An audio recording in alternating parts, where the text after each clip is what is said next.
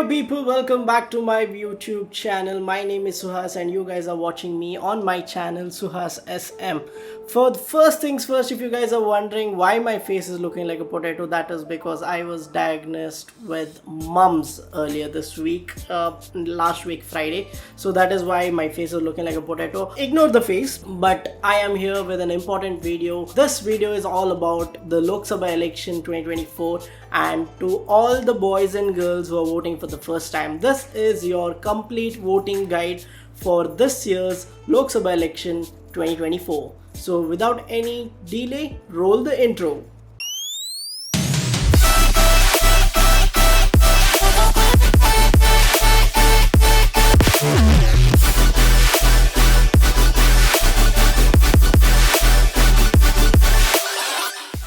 Alright, welcome back to the video. Like I told you, this is a step-by-step guide for all the boys and girls who are voting for the first time at the Lok Sabha election 2024. So this video will be cut down into 3 steps. Step number 1 is to know whether you are registered as a voter for the elections. Step number 2, how and where can you register yourself for the elections and to be on the voter list. Step number 3, how do you actually cast and vote? So let's just dive into step number 1. For step number 1, so you might be wondering where can you find yourself or where can you actually check whether your name is enrolled or not on the voting list. I will be putting down a link below. This is the link where you can check yourself whether you are enrolled in the voting list or not. Not to worry, if you are not, you can register yourself to the voter list.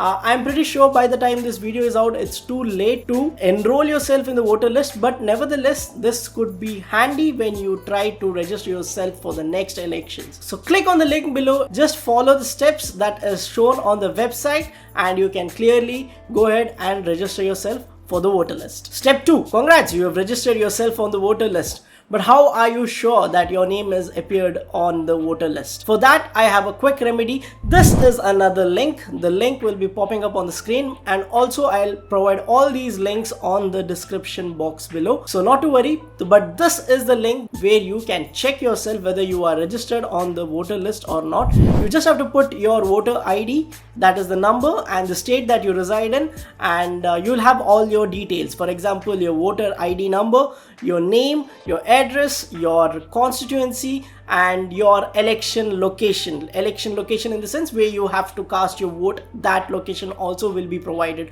in this particular website. So once again, register yourself, the first step. Second step, check whether you are registered, check whether your name has been registered and it appears on the voter list. Step number 3, yes, you are registered. You can see your name on the voter list. Congrats, you just registered yourself on the voting list and now you have checked yourself whether you are on the voting list or not. But now is the most important step to know who your candidates are. Basically, there are 2 types of candidate. One candidate who is representing from a political party or a union party, and then there is a second type of candidate who are independent. That means they are not representing any parties, but they are standing all by themselves. That is called independent candidates. So for taking an example, for this year Lok Sabha election, I am from Mangalore, so I will list out a list of candidates who are participating in this year's Lok Sabha election. So you guys can get an idea of what the candidates are, from which party they could be. So here are the candidates for Lok Sabha election from Dakshina Kannada. Kantappa Alanga from Bahujan Samaj Party, Padmaraj R. Pujari from Indian National Congress, Captain Brijesh Chowta from Bharatiya Janata Party, Durga Prasad from Karunada Sevakara Party, and there are a few other candidates who are standing independent. That means they are independent candidates. Now a question might appear to your head saying that, hey Suhas, this is the list of candidates who are participating from your Mangalore constituency. But how can we find out the candidates who are participating from our constituency? There is a simple solution to that as well. Here is the link that you can log on to and check out the candidates, where you can find out the candidates contesting from your particular constituency. Yes, you're right. The government has issued a website where you can check the list of candidates who are participating from your constituency as well. I'll be showing the link right here. Also, you can check out the website. It is easy. Again, you just have to put in your constituency and your state and you will get the list of candidates.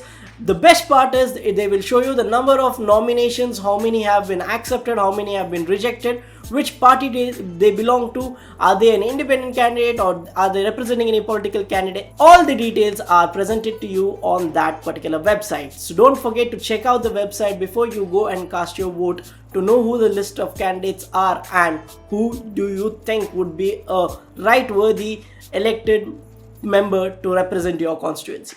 So now we have come to the most important part of the video, that is to know how to cast a vote. So basically voting will happen on a particular fixed day, and this time in the Lok Sabha election the voting has been taking place in phases. For example, in Mangalore it's going to happen on 26th of April.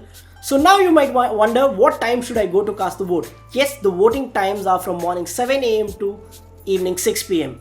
So one pro tip is that make sure that you go and reach the venue at the earliest so that you can go and cast your vote easily without any hassle, because as the time progresses throughout the day, the number of people coming to cast their vote will be a lot, and then hence you will have to wait in the line for a lot of time in order to go and cast your vote. So now I'll explain you the steps that you need to follow in order to go and cast a vote on the voting day. Step number 1 is to go to the correct location and the correct booth. Even before you go and cast a vote, you will get a voting slip, basically a slip that contains all your vital information, that is your name, address, and the place where you have to go and cast the vote, and the booth number as well. Booth number is nothing but the particular booth where you have to go and cast a vote. So once you reach the venue, you will be seeing there will be different booths in which you have to go and cast your vote. Check the voting slip to know where your booth is, and you can go ahead and cast your vote over there. So totally there will be 3 polling officers inside a election booth. So your first polling officer will check your name on the voter list and also check your ID, that is your voter ID. In order to go and cast your vote, you need to carry your voter ID. Like I told you, the first polling officer will check your name on the voter list and check your voter ID. But in case if you don't have a voter ID, not to worry, you can carry these alternative government documents in order to produce and go and cast your votes. Those are the Aadhaar card, PAN card, driving license, passport, and your passbook of your bank and the branch with all the details and your photograph signed by the bank manager. Yes, these are the alternative government documents that you can carry to go ahead and cast your vote. Now, once your name is appeared on the voter list and the polling officer is verified your voter ID, you will have to go to the second polling officer who is going to ink your finger. So this is basically a proof that you have casted your vote. Once again, each person gets only one vote. So vote responsibly and vote to the right candidate who could improve the future of our country. Once the second polling officer inks your finger, you are then directed to the third polling officer who will be verifying your voter slip. Basically the slip that I was talking about, which gives you all the important details on the voting day. Once you present the slip to the polling officer, then you will be asked to sign a document saying that you have casted your vote on this particular time and on this particular day. Once you have done that, the last part of the voting, that is to go and cast your vote. So basically how this happens is you have an EVM machine and a small display machine right next to the EVM. On the EVM you have all the list of the candidates with their symbols. Now the symbols can be of their party they are representing or an independent candidate, for in case he or she will select a particular symbol saying that this is my symbol across his name. So you will have to select your candidate, press the button on the EVM. So basically this machine displays the slip that you just voted with all the necessary details, the candidate name and the candidate symbol. So once this slip appears, note that this slip will be there for 7 seconds only to confirm that the vote that you have casted is the correct vote. Once the slip falls down into the collection hub, you will hear a loud buzzer indicating that the confirmation of the vote has been done. That means your vote has been casted. After this, you will be directed towards the exit of the polling booth, and there you go. Congratulations, you just casted your first vote. So follow these simple procedures in order to go and cast your vote without any hassle, any queries or any doubts. Now coming to the bonus part of the video, this is a small pros and cons or tips from my side that I faced in all the elections that I have voted so far. So pro tip number 1, like I told you, arrive at the voting location as early as possible. If the voting time starts at 7, be there by 6:55 or 7 so that you could be the one of the early voters to go and cast your vote. Second, make sure to keep all your necessary documents ready well in advance, that is a voter slip, your voter ID.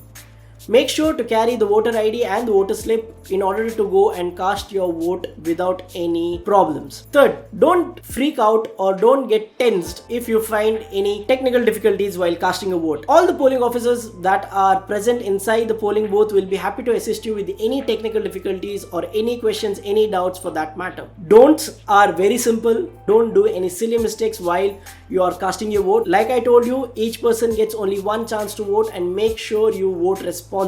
So that is it for this video. I just wanted to make a quick video before the elections to help out all the young boys and girls that are going to cast their votes for the very first time. Make sure you are registered on the national election voter list, and make sure you confirm your name is on the voter list, and then take your voter ID and go ahead and cast your first big vote. A very important message to all the young boys and girls out there, or for that matter anyone who is going to vote on the voting day. Make sure you select a worthy candidate that matches your ideology and your idea of how your country should be. Make sure that candidate is worthy, make sure that candidate matches with your ideology, and make sure he takes and leads the country in the right way and for a bright future for us and for the coming future generations. So ladies and gentlemen, that was the quick video on to all the young boys and girls who are going to cast your first vote. Happy voting. I hope you enjoy your voting day. Make sure you select the correct candidate, and that is it. If you like the content that I make, please make sure to like, share, subscribe to the channel. Yes, ladies and gentlemen, subscribe to the channel. And once again, thank you for the amazing response on my previous vlog, that is the PM Modi Roadshow. And thank you for showering with so much love and appreciation. Keep supporting the channel, and yeah, I hope I see you on the next one. Until then, take care, bye bye, peace.